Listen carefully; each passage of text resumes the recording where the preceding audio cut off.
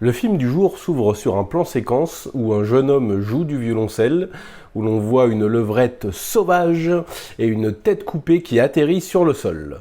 Si avec ça je vous ai pas donné envie...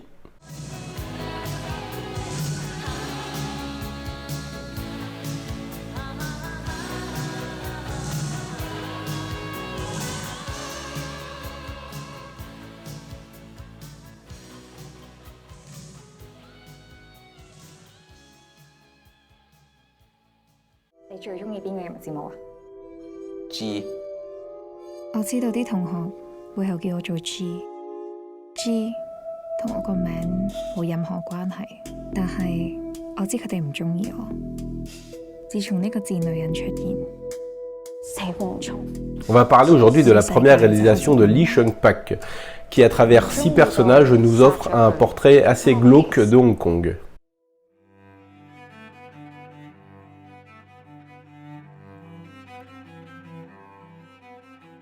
La structure narrative du film est plutôt originale et intéressante puisqu'elle se fait à travers une lettre, la lettre G pour être plus précis.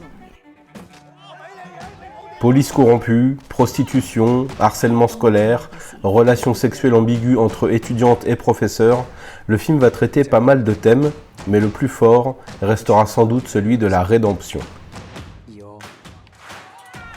Chaque personnage cherchera à s'extirper de sa condition, que ce soit celle d'une prostituée ou celui d'une adolescente harcelée à l'école et objet de désir de son professeur.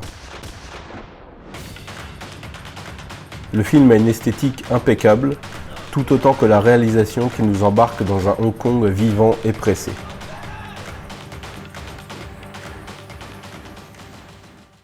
Tout le casting effectue une performance brillante et mention spéciale à Chapman To, qui nous campe un flic bourru, corrompu mais néanmoins attachant. À travers ce film à personnages qui nous présente différentes facettes de Hong Kong et de ses habitants, The Affairs est un petit thriller drame social que j'ai plutôt bien apprécié, qui est brillamment construit et mené, et qui va nous laisser sur une petite note d'espoir pour l'avenir, mais aussi une note de pessimisme qui glace un petit peu le sang.